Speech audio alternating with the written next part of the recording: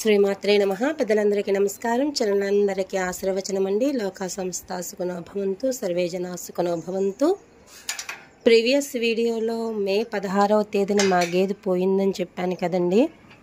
అప్పటి నుంచి శుక్రవారం 8, శనివారం 9 ఇప్పటి వరకు ఆయన తిరుగుతూనే ఉన్నారండి. పని మానుకుని మరీ తిరుగుతూ ఉన్నారన్నమాట. రోజు కూలి 1000-1200 రూపాయలు ఉంటుందండి పనికి వెళ్ళినప్పుడు. మినిమం ఒక 6 రోజుల పాటు పని మాని నిరంతరంగా తిరుగుతూనే ఉన్నారు.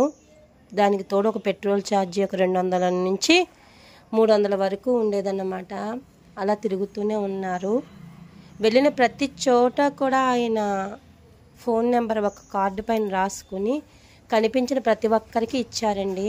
ఎందుకంటే మా గేదె వెళ్ళిన ప్రాంతానికి చుట్టుపక్కల చేలు ఆనుకుని ఉన్నాయట. ఆనుకుని ఉన్నప్పుడు ఆ చేనికి పక్క ఊరు గ్రామాల చేనికి కలెక్షన్ ఉందండి. ఇప్పుడు కోతలైన టైం కాబట్టి ఓపెన్గా ఉండటం వల్ల దారి మళ్ళీ గేదె పోయిందని అనుకుని ప్రతి ఒక్క ఊరికి వెళ్ళినప్పుడల్లా కార్డులు అందరికీ ఇచ్చారు. ప్రీవియస్ వీడియోలో చెప్పాను కదా, వాట్సాప్ ద్వారా కూడా షేర్ చేశాము అనేసి. అలా వెళ్తూ ఉండగా ప్రతి ఒక్కరిని అడుగుతూనే ఉన్నారండి. ఈయన వెళ్ళిన చోట వెళ్తున్నారు, వెళ్ళిన ఊరే వెళ్తున్నారు. ఎందుకంటే మనం వెళ్ళినప్పుడు ఒక వీధిలో ఉండొచ్చు, మనం ఇంకొక వీధిలో వెతకవచ్చు. అలా ఎదురవుతుందేమో అలా ఎదుగుతూనే ఉన్నారండి. ఆ శనైశ్వరుని మీద భారం వేసేసి మేమైతే ముందుకు సాగుతూ ఉన్నాము అమ్మ దయ వలన. అలాగే ఒక సిద్ధాంతి గారి దగ్గరికి వెళ్ళారండి. ఆయన నక్షత్రం చెప్పారు. ఆయనకి ఎలనాట్స్ అని ఉందని మాకు తెలుసు. ఆయన ఒకసారి వెళ్తే నక్షత్రం అడిగిన తర్వాత నీకు బైక్ కానీ ఇనప వస్తువు కానీ ఒక నల్లటి వస్తువు కానీ పోతుంది, పోయిన తర్వాత మళ్ళీ దొరికేస్తుంది అని చెప్పారట. మాకు ఎలాగా అదే నమ్మకం అమ్మ దయ వలన.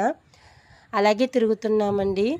తిరుగుతూ ఉండగా శనివారం నాడు మధ్యాహ్నం వరకు తిరిగి ఇంటికి వచ్చారు. భోజనం చేసి మళ్ళీ వెళ్ళారండి. గేదె దూడ ఏమైనా వచ్చిందండి? ఒక గేదె దూడ ఏమైనా వచ్చిందా?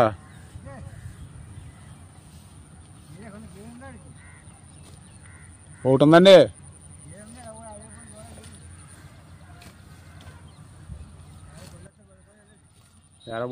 తర్వాత ఫోన్ వచ్చిందంట ఆయనకి. మీ గేదె ఫోటో ఒకసారి పెట్టండి, ఆ గేదె ఇక్కడ ఉంది గొంచాల అనే గ్రామంలో ఉంది అని చెప్పారట.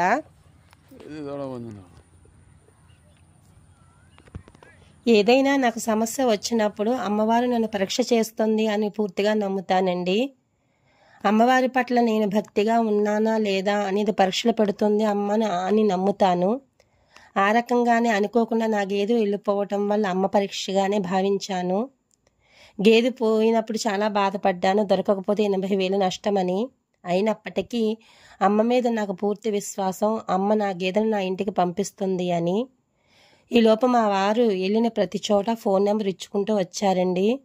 9వ రోజు శనివారం నాడు ఒక ఫోన్ కాల్ వచ్చింది. మీ గేదె గొంచాల గ్రామంలో ఉంది, ఒకసారి ఫోన్ ద్వారాగా ఫోటో పెట్టండి, చెక్ చేస్తామని. ఫోటో పెట్టిన వెంటనే ఆ గేదె మాది అని తెలిసింది. తెలిసిన వెంటనే గొంచాల గ్రామంలో మా వారికి తెలిసినటువంటి ఒక పెద్ద ఆయన ఉన్నారండి. ఆయన ప్రస్తుతం మా వారి దగ్గరే టైల్స్ వర్క్ చేస్తున్నారు, తాపీ పని నిమిత్తం. అయితే కూలి పని చేస్తున్నారన్నమాట. ఆయన ఇంటికి వెళ్ళి అడగగానే ఆ ఇంటికి పక్కనే ఆనుకుని ఉందండి ఈయన హౌసు. అయితే ఆయన ఇంటి అడ్రస్ చూపించిన వెంటనే ఈలోపే గేదె చేలోంచి గడ్డి మేసుకుని ఇంటికి వస్తుందన్నమాట. ఆ వ్యక్తి తప్పు చేసి కట్టాడో ఒప్పు చేసి కట్టాడో ఏది ఏమైనా మా గేదె మాకు దక్కింది కాబట్టి ఆయనకి 2,000 రూపాయలు ఇచ్చాము. ఈ గేదె అడ్రస్ చెప్పినటువంటి వ్యక్తికి 500 రూపాయలు ఇచ్చామన్నమాట. ఈ 2500 ఖర్చు పెట్టి ఇంటికి గేదెను తోలుకొచ్చుకున్నాము. బన్నీ పొట్టుడా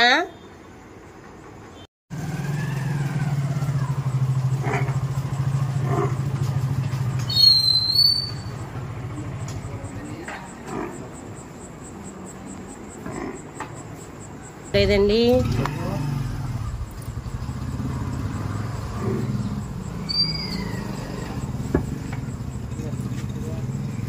పొట్టుడా ఈ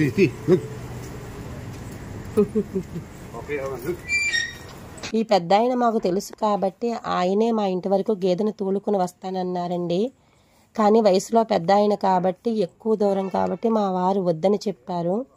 కానీ ఆయన చేతిలో బైక్ ఉన్న కారణంగా బైక్ని గేదెని రెండుని కలిపి రాలేరు కాబట్టి ఆ పెద్ద ఆయన మల్లళ్ళ ద్వారాగా మెయిన్ రోడ్డుకి ఒక 5-6 కిలోమీటర్లు మినిమం అంత దూరం నడుచుకుని మెయిన్ రోడ్డుకి అందజేసిన తర్వాత మా వారు మెయిన్ రోడ్డుగా మా ఇంటికి గేదెను తోలుకొని వచ్చారన్నమాట.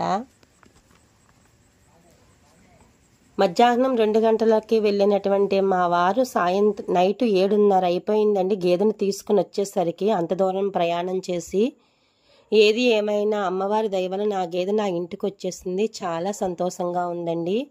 ఈ విషయం మీతో పంచుకోవాలని ఈ వీడియో చేస్తున్నాను.